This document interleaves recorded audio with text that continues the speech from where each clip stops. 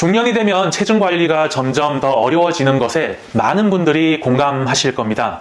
특히 다이어트를 해도 예전처럼 쉽게 살이 빠지지 않거나 오히려 뱃살이 늘어나는 경험을 하신 적 있으실 텐데요. 이것은 나이가 들면서 호르몬의 변화, 근력의 감소, 그리고 기초대사량 저하로 인해서 체중 감량이 더욱 어려워지기 때문입니다.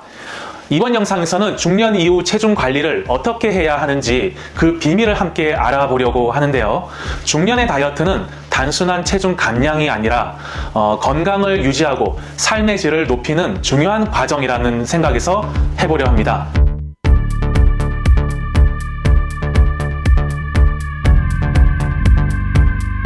중년 다이어트는 젊은 사람들의 다이어트와는 여러 면에서 차이가 있습니다. 첫 번째 차이점은 호르몬을 고려해야 한다는 점입니다. 특히 여성은 중년에 접어들며 갱년기로 인해 에스트로겐 등 여성 호르몬이 급격히 감소합니다. 남성도 테스토스테론 수치가 점차 줄어들면서 근육량과 기초대사량이 감소하는 경향을 보입니다. 이러한 호르몬 변화는 신체의 지방 분포에 큰 영향을 미쳐 특히 복부 지방이 쉽게 쌓이게 만듭니다. 에스트로겐 감소로 인해 지방이 엉덩이나 허벅지 대신 복부에 집중되며 이는 체중 감량이 어려워지는 주요 원인 중 하나입니다. 두 번째는 근력 저하입니다. 젊을 때는 근력 운동을 하면 비교적 쉽게 근육을 키울 수 있지만 중년 이후에는 같은 운동을 해도 근육 증가가 더디고 유지하기도 어려워집니다. 근육은 칼로리 소모에 중요한 역할을 하기 때문에 근육량이 줄어들면 같은 양의 음식을 섭취해도 살이 쉽게 찌게 됩니다. 따라서 중년의 다이어트에서는 근육량 유지를 목표로 한 근력 운동이 필수입니다. 세 번째는 기초대사량의 저하입니다. 기초대사량은 우리 몸이 휴식 상태에서 소모하는 에너지 양을 의미하는데 나이가 들수록 점차 감소하게 됩니다. 이는 호르몬 변화와 근력 저하의 영향도 있지만 나이가 들면서 체내 세포 재생과 에너지 소모 과정 자체가 느려지기 때문입니다. 이로 인해 중년이 되면 같은 음식을 먹어도 살이 더 쉽게 찌고 체중 감량에 더 많은 노력이 필요해집니다. 중년 다이어트가 젊을 때보다 훨씬 어려운 이유 중 하나가 바로 이 기초대사량 저하입니다. 네 번째는 개인별 건강 상태의 불확실성입니다. 중년 이후에는 당뇨병, 고혈압, 고지혈증 등 만성질환을 겪는 경우가 많아지기 때문에 다이어트 시 더 많은 주의가 필요합니다. 극단적인 다이어트 방식은 이런 질환을 악화시킬 수 있고 오히려 건강을 해치는 결과를 초래할 수 있습니다. 따라서 중년의 다이어트는 체중 감량뿐만 아니라 건강 유지와 만성질환 관리를 함께 고려해야 합니다. 각자의 건강 상태에 맞춘 다이어트 계획이 필요하며 반드시 전문가의 조언을 받는 것이 중요합니다. 중년 다이어트에서 가장 중요한 것은 자신의 건강 상태를 정확히 파악한 후 그에 맞는 다이어트 계획을 세우는 것입니다. 유행하는 다이어트를 무작정 따르기보다는 먼저 자신의 건강 상태를 점검하고 그에 맞는 적절한 방식을 선택하는 것이 중요합니다. 예를 들어 만성 질환이 있거나 체력이 저하된 상태에서는 극단적인 식단 조절이나 과도한 운동을 피해야 합니다. 이런 경우에는 몸에 맞는 속도로 꾸준히 실천할 수 있는 다이어트 방법이 오히려 더 효과적입니다.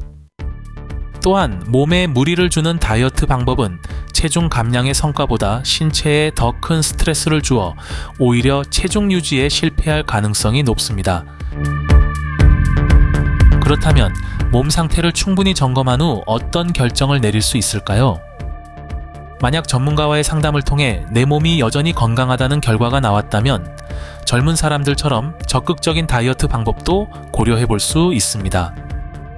이 경우 고강도의 운동이나 식단 조절도 시도할 수 있지만 여전히 무리하지 않고 점진적으로 접근하는 것이 중요합니다.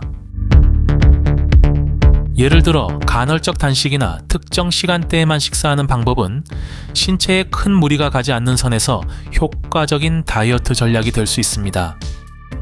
간헐적 단식은 최근 연구에서도 대사 건강을 개선하고 체중 감량에 도움을 준다는 점에서 주목받고 있으며 자신의 생활 패턴과 잘 맞는다면 충분히 시도해볼 만한 방법입니다.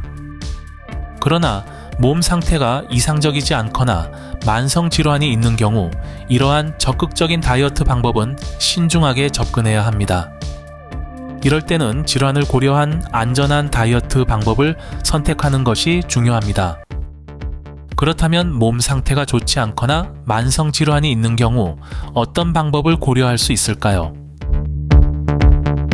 하나의 대안으로 마이크로바이옴을 활용한 접근을 생각해 볼 수 있습니다. 마이크로바이옴은 장내 미생물군을 뜻하며 최근 연구에 따르면 이 미생물들이 우리의 체중, 면역력, 그리고 전반적인 대사 건강에 중요한 역할을 한다고 합니다. 특히 중년 이후 장내 환경이 건강하지 않으면 체중 감량이 더 어려워지고 각종 질병의 위험성도 높아질 수 있습니다. 따라서 장 건강을 개선하는 것을 체중 감량의 출발점으로 삼는 것이 효과적일 수 있습니다. 이렇게 하면 다이어트는 단순히 체중 감량을 넘어서 몸의 근본적인 건강을 회복하는 과정이 될 수 있습니다.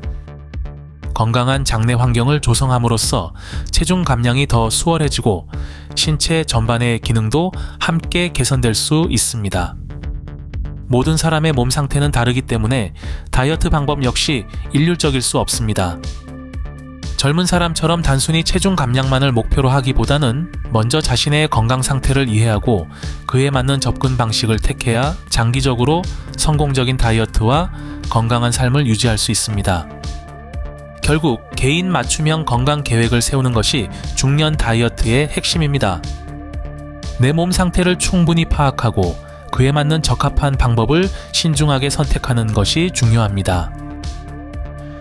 자, 중년 다이어트는 단순한 체중 감량 이상의 의미를 지닙니다. 젊은 시절과 달리 중년 이후에는 신체 변화와 건강 상태를 충분히 고려한 맞춤형 접근이 필요합니다. 성공적인 다이어트를 위해서는 무엇보다도 자신의 몸 상태를 정확히 파악하고 그에 맞는 적합한 다이어트를 계획하시는 것이 좋겠습니다. 만약 건강 상태가 양호하다면 보다 적극적인 다이어트 방법을 시도할 수 있지만요. 만성 질환이 있거나 몸 상태가 좋지 않다면 신중하게 대안을 선택하셔야 합니다. 자신의 몸을 이해하고 그에 맞는 다이어트를 실천하는 것은 중년 이후의 삶을 더 건강하고 활기차게 만들어 줄 것입니다.